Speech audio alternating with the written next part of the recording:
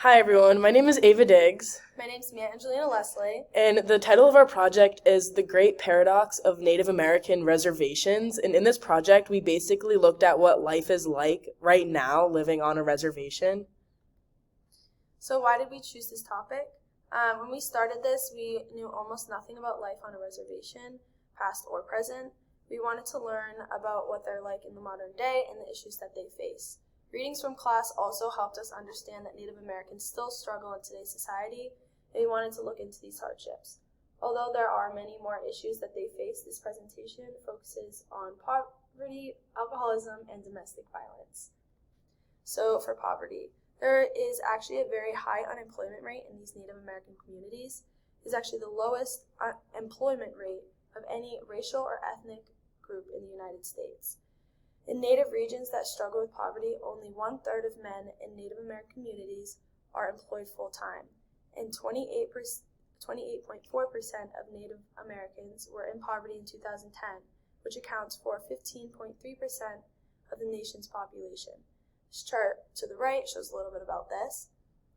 They also face the issue of overcrowding in homes. The percentage of homes that are overcrowded on reservations is 3 to 6 times higher than the percentage of overcrowded homes in the U.S. as a whole.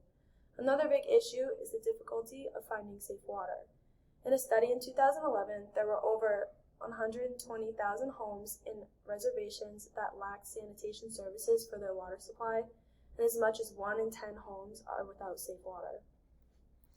So, according to American Addiction Centers, we learned that alcohol is the most commonly used drug amongst Native Americans. Findings from the 2018 National Survey on Drug Use and Health revealed that the rate of alcohol use by Native Americans in the past month and the past year is significantly higher than other ethnic groups. Alcoholism is so common to Native Americans that the number of natives with an alcohol use disorder is greater than the total population of those who struggle with an alcohol use disorder. Alcoholism is also affecting the indigenous youth as well. 1 in 6 Native American adolescents, ages 12 to 16, partake in underage drinking, making Native Americans have the highest rate of underage alcohol use out of all racial/ethnic groups. Although these numbers are from a 2018 survey, it still puts into perspective how problematic alcohol abuse is amongst Native Americans. Both Mia and I found it hard to envision a 12-year-old struggling with a drinking problem at such a young age. Domestic violence is also a very large issue. There are very high rates of domestic violence among Native American women. More than 4 in 5 Native women have experienced violence in their lifetime, and more than 1 in 3 experience violence in the past year. 34% of Native women are raped in their lifetimes, and 39% of victims are victims of domestic violence. Most of this violence against Native American women are actually perpetrated by non-Native men.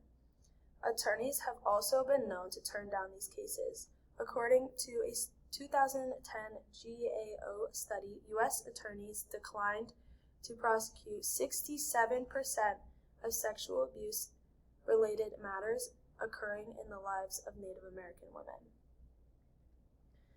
In the poem, When the Light of the World Was Subdued, author Layli Long Soldier retells the story of the Dakota people being neglected by the U.S. government in the forced removal of the Dakota people from their native lands in the 1850s.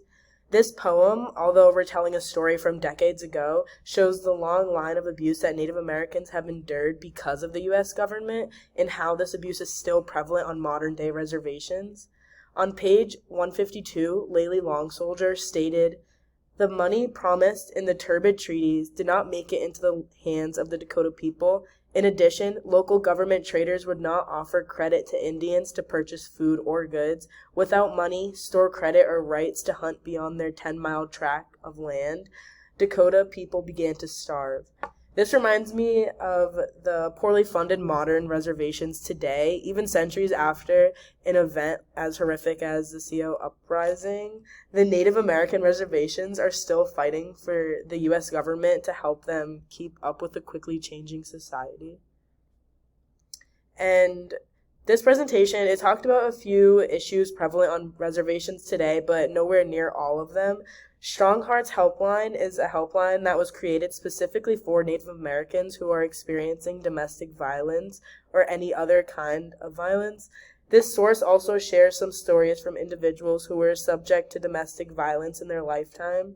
It is a good resource for those who are interested in hearing domestic violence survivors' stories or even looking for a way to help fund the case.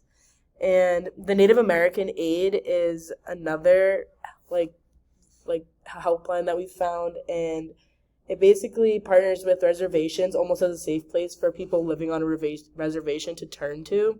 The website provides information on the most common issues Native Americans living on modern-day reservations struggle with. It also lists ways to help and improve these living conditions.